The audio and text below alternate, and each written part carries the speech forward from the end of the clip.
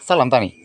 Sahabat Mitra Tani, hari ini tepat tanggal 1 April 2026, saya akan membagikan informasi tentang padi Inpari 32 yang ditanam kedua kalinya, yang saat ini sudah memasuki usia 55 HST, dan ini artinya bahwa tanaman ini sudah memasuki fase generatif dan sebentar lagi pasti akan segera berbunga.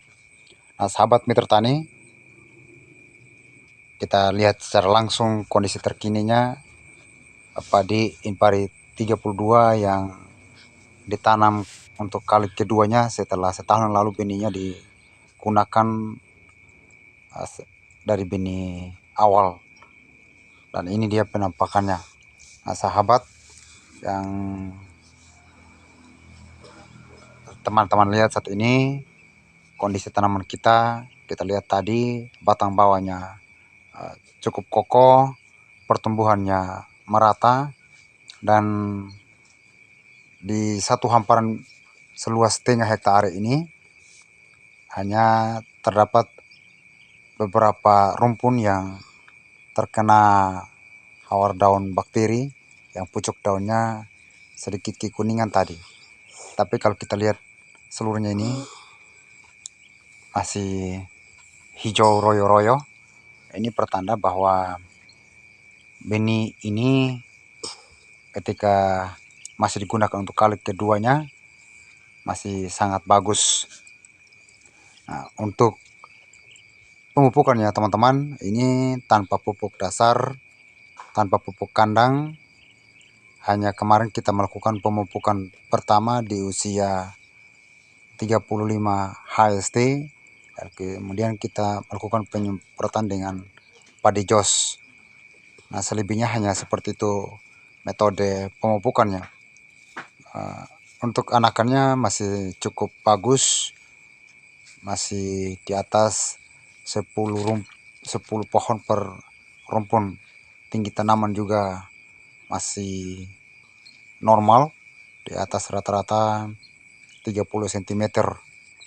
Untuk kekerdilannya kita tidak temukan. Nah, salah satu ciri daripada padi Inpari ini kebal terhadap hawar daun bakteri. Nah, ini yang menjadi ciri khasnya, dan mungkin ini yang menyebabkan padi Inpari 32 kita tidak terkena kresek, walaupun memang cuaca saat ini hujan terus menerus hampir sepanjang pertumbuhan tanaman ini. Kalau kita lihat ciri-cirinya secara keseluruhan, mulai dari batang bawah yang kokoh, daun benida yang tegak, dan hampir tanpa kresek, ini pertumbuhannya cukup menjanjikan. Hanya memang yang perlu kita waspadai sahabat Mitra Tani, di usia seperti ini maka perlu pemberian nutrisi tambahan untuk memaksimalkan pembuahan, terutama pemberian pupuk KCL, dan tentunya pencegahan hama penyerek batang dan hawar daun bakteri agar dalam proses pertumbuhan dalam fase generatif ini tanaman ini tetap pada hasil yang kita harapkan.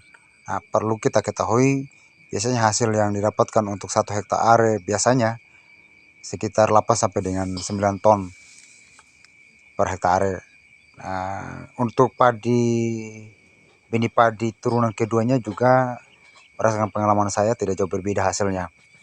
Nah, ini kali kedua saya menggunakan F2-nya atau turunannya, jadi bisa menjadi data berikutnya. Nanti kita akan upload di YouTube ini. Jadi teman-teman, di fase generatif ini atau di usia seperti ini, yang perlu kita lakukan adalah pemberian insektisida dan bakterisida ini sangat penting kita lakukan sambil kita melakukan pemupukan untuk memaksimalkan pembuahan.